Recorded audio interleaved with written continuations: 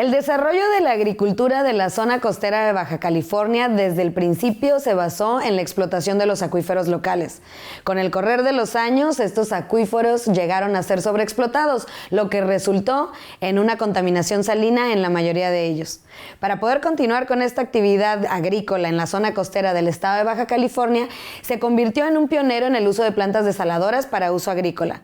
Hoy vamos a charlar con un especialista que ha seguido de cerca este tema para que nos platique las ventajas y desventajas de este tipo de técnicas. Esto es Diálogos desde la Frontera. Acompáñenme.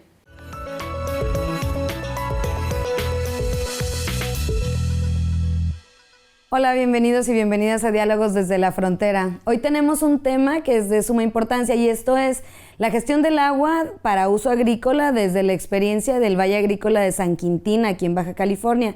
Y para ello nos acompaña el doctor Óscar Alberto Pombo López. Él es profesor investigador del Departamento de Estudios Urbanos y del Medio Ambiente del Colegio de la Frontera Norte, aquí en la ciudad de Tijuana, y es un especialista que ha estado siguiendo de cerca este tema ya desde hace un tiempo. Bienvenido, doctor. Gracias por estar aquí. Bueno. Y bueno, me gustaría que para contexto tanto de la audiencia como de nosotros nos pudiera explicar un poco cuál es la situación en el Valle Agrícola de San Quintín, a qué se enfrentaron con el tema de la crisis del agua y cuál fue cómo fue avanzando la solución a la que llegaron. Bueno, el Valle de San Quintín originalmente comenzó con cultivos de temporal, o sea que recibían el agua de la lluvia.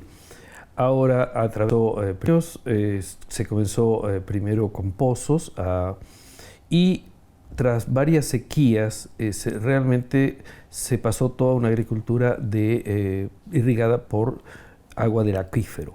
Ese acuífero se sobreexplotó y por allá por los 90 hubo una crisis muy seria, una cantidad muy grande de productores pues tuvo que salirse y la solución que se encontró, y por esa sobreexplotación comenzó intrusión salina, comenzó a aumentar la salinidad del acuífero y que ya no era posible cultivar con la salinidad con la que tenía el agua. Entonces se comenzaron a utilizar pequeñas plantas desaladoras. Plantas desaladoras del agua del acuífero, es decir, una salinidad de 8 partes por mil, 8.000 miligramos por litro, 8, 10, ya no es rentable, ya no es posible cultivar con esas salinidades los productos de más alta calidad, es decir, fresa, tomate. Entonces el valle se llenó de plantas desaladoras de pequeño, mediano y hasta de gran tamaño. Nosotros encontramos 54 plantas que van de menos de 20 metros cúbicos por segundo a 170.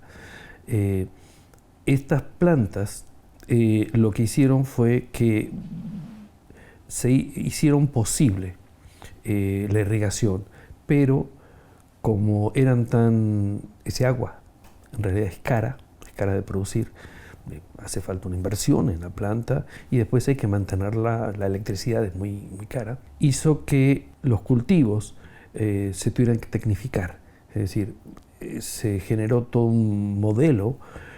Comenzó primero con malla sombra para evitar la evaporación, San Quintín hace mucho calor, y luego se hizo ya invernaderos y posteriormente invernaderos ya con clima controlado, es decir, una inversión tecnológica muy, muy alta para sacar el máximo beneficio a cada gota de agua que se produce.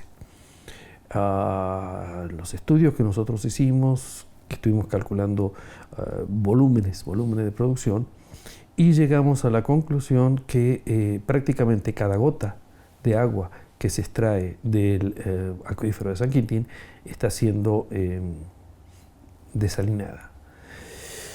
Lo cual significa que la agricultura de San Quintín, así como está hoy, está prácticamente en su límite y depende absolutamente de la desalación para poder continuar.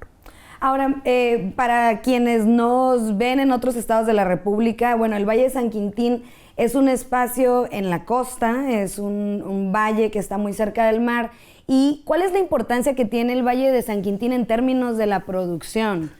No sé si nos pudiera como dar un panorama para poder dimensionar lo que significa este tema. Desde el punto de vista económico, el Valle de San Quintín es quizás una de las zonas más productivas del estado, en volumen y en dinero. Es decir, produce varios, nada más que entre la fresa, el tomate, el pepino y la cebolla, produce aproximadamente el 25% de la producción del estado. Y en cuanto a dinero, en realidad es la parte más importante de dinero.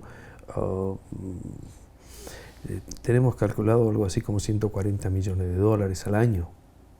O sea, y son empresas extranjeras también las que tienen... Hay empresas extranjeras y empresas nacionales.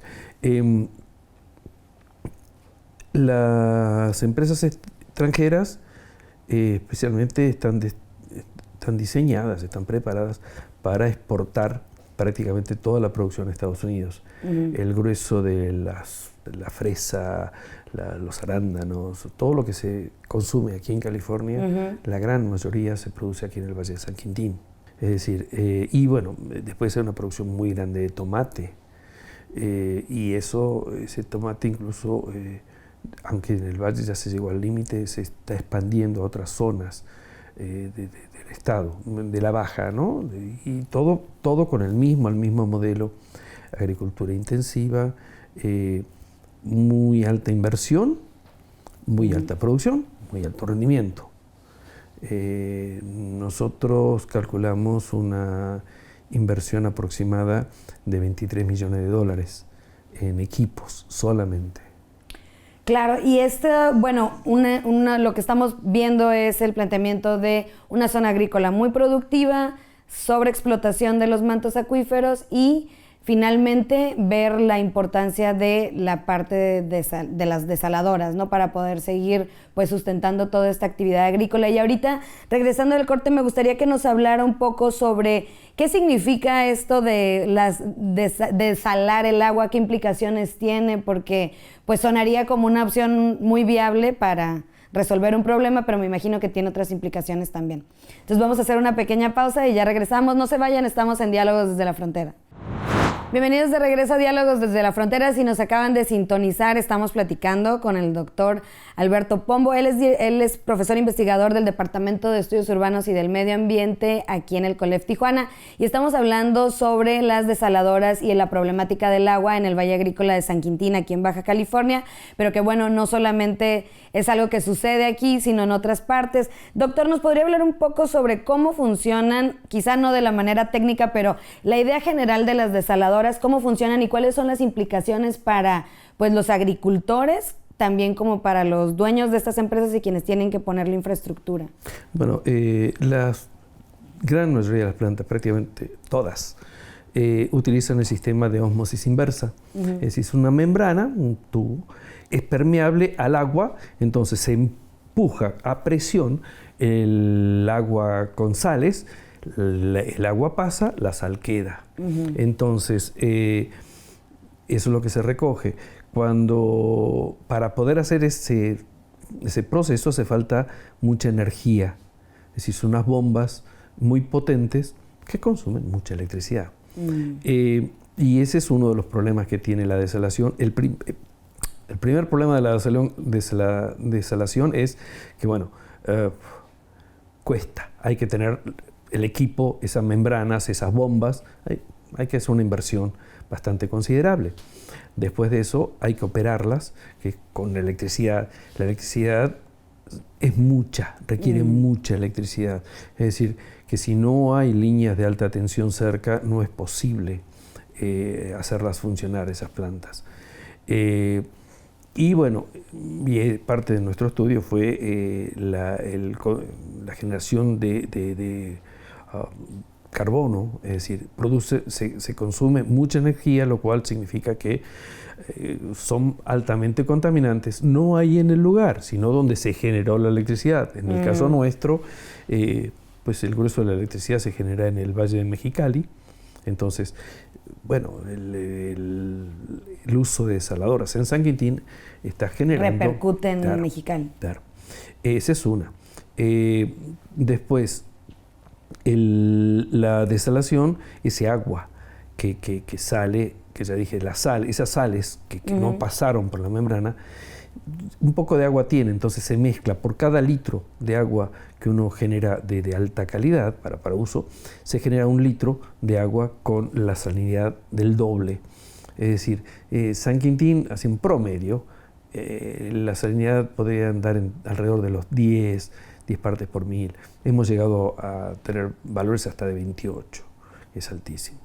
Pero más o menos 10 partes por 1000, lo cual significa que genera una salmuera, un agua que tiene el doble de salinidad, 20 partes por 1000. El agua de mar tiene 35. Entonces, de cualquier manera no es tan contaminante. Sin embargo, toda esa agua hay que deshacerse de ella.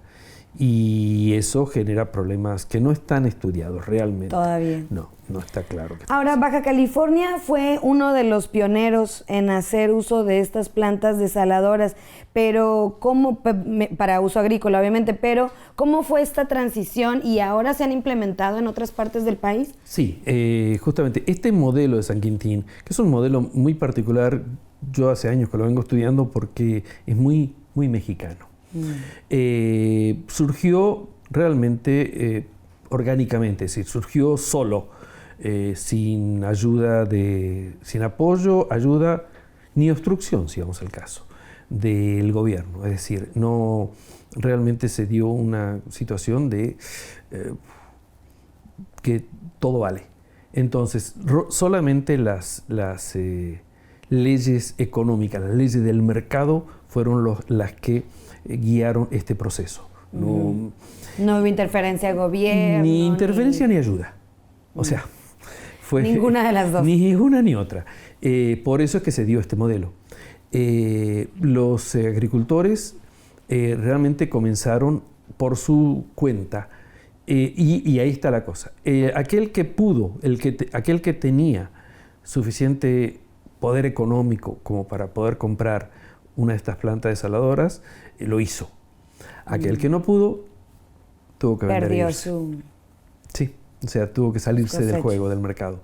Lo que sí fue que por la forma en la que esto se distribuyó, de tal manera que los medianos, una buena parte de los pequeños, no pequeños del todo, sino los medianos, los agricultores medianos, sobrevivieron, se tecnificaron.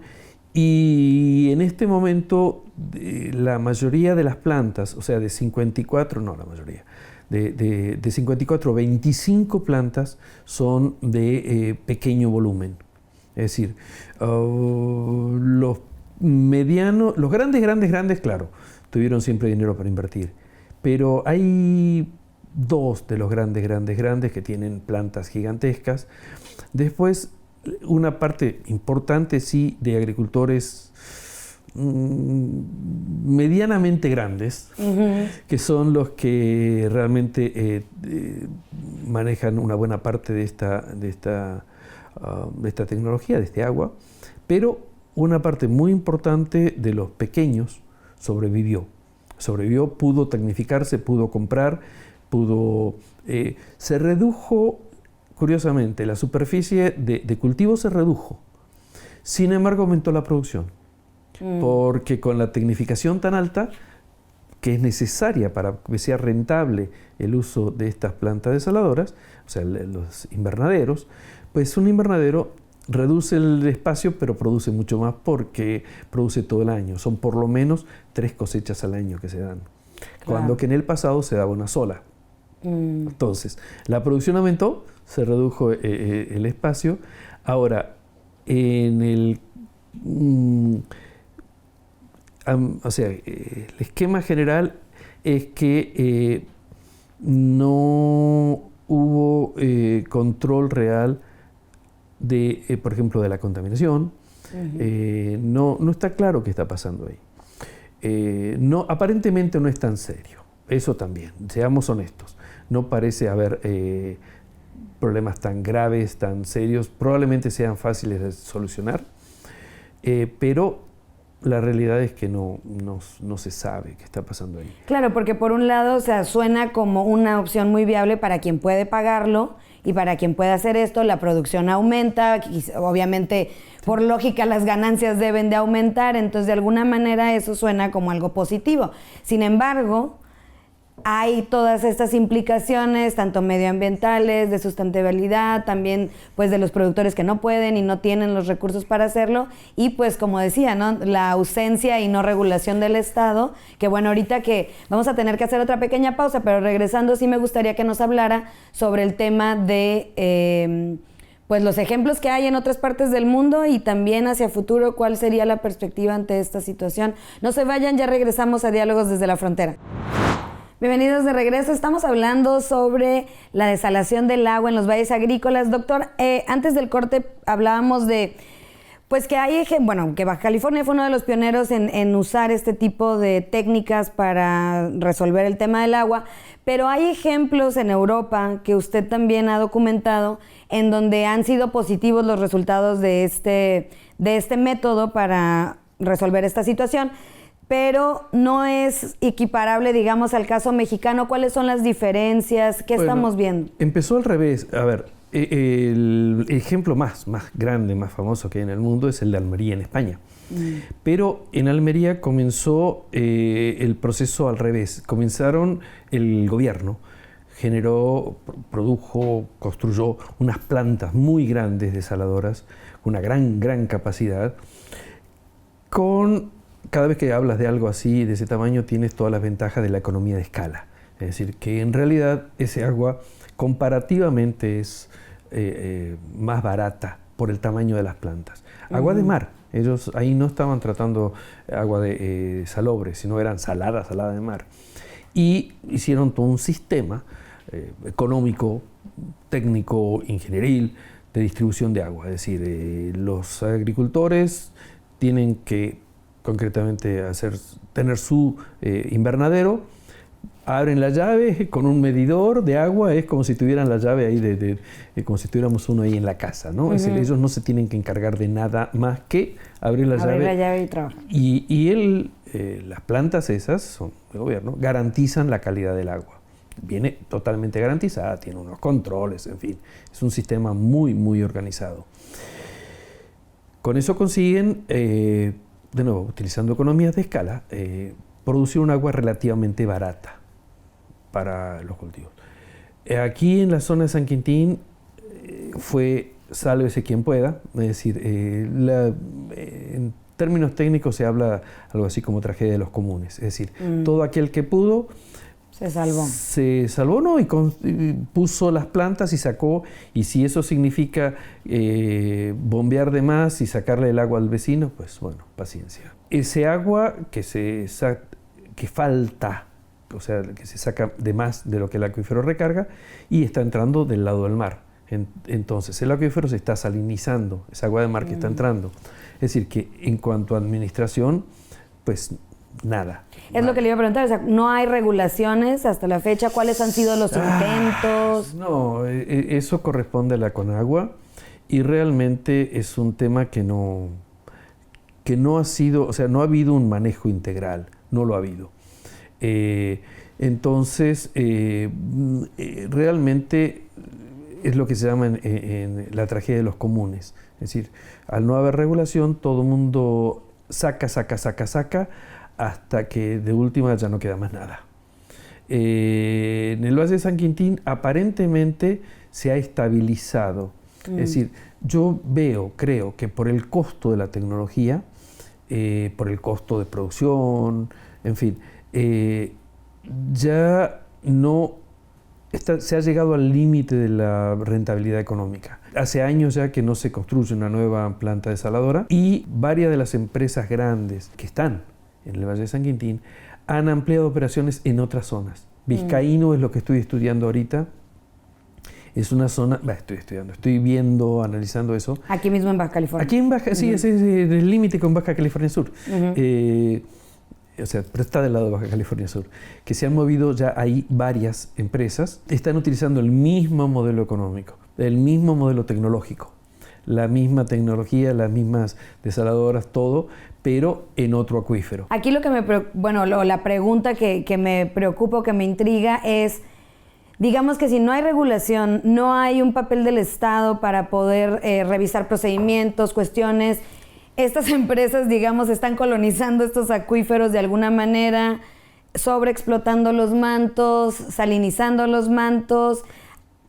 ¿Dónde va a parar esto y a futuro cuál es la perspectiva de este tipo de técnicas? Bueno, mira, hasta ahora, con el modelo de desarrollo que hemos tenido, pues ahí, para estar de moda la política neoliberal de los últimos años, lo que ocurrió es que se dejó que las fuerzas del mercado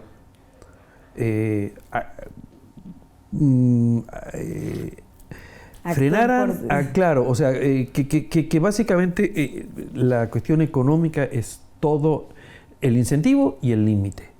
Es decir, San Quintín, hoy por hoy no hay manera de cultivar si no es con desalación.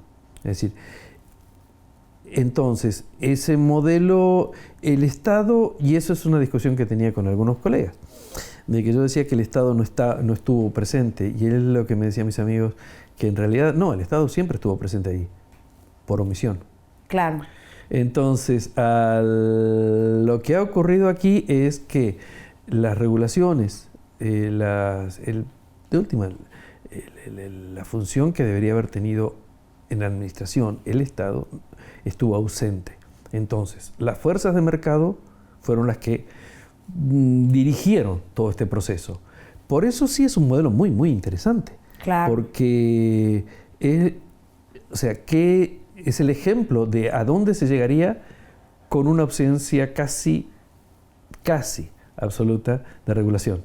¿Qué pasa en esos casos? Bueno, es el modelo San Quintín, que de última no es tan malo, entendamos, no, o sea, la agricultura de San Quintín es exitosa, o sea, los que han sobrevivido bien, no se concentró totalmente en 2 o 3 manos el agua, hay una buena cantidad de ranchos que han sobrevivido y están ahí, están haciendo un muy buen negocio.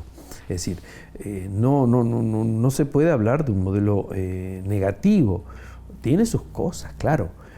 Produjo cambios sociales el cambio de este modelo. Y justo le iba a preguntar, a lo mejor necesitaríamos otro programa adicional para hablar de la situación social, o sea, cómo cambió la perspectiva, pero bueno, me imagino que es amplio ese tema también. Sí, no, mira, al cambiar el sistema de producción, cambió la forma de trabajo. Al cambiar la forma de trabajo, de tener trabajadores migrantes, se pasó a tener trabajadores permanentes.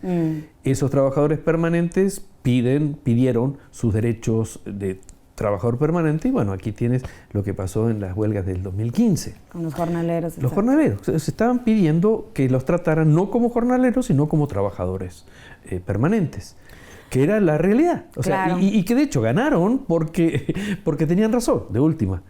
Pero todo el costo de todo eso le va al gobierno. Es decir, el gobierno ahora tiene que poner escuelas, hospitales, toda la infraestructura. La infraestructura para sostener esto. Sí. Pues bueno, doctor, se nos acabó el tiempo, pero sin duda vamos a necesitar invitarlo de nuevo para que nos hable de toda esta otra problemática asociada a esto. Y bueno, nos quedamos, por lo menos yo me quedo como con un sabor entre raro en la boca, porque pues suena como una cosa muy viable, pero no se sabe todavía hasta cuándo será pues sustentable, ¿no? A largo plazo.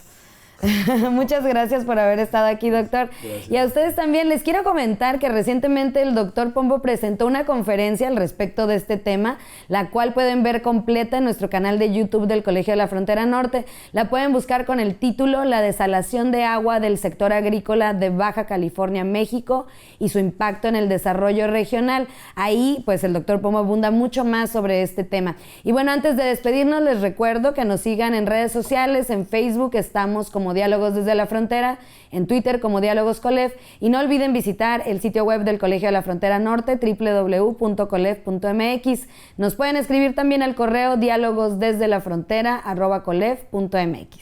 Ahora sí me despido, nos vemos la próxima semana con un programa más de Diálogos desde la Frontera. Hasta pronto.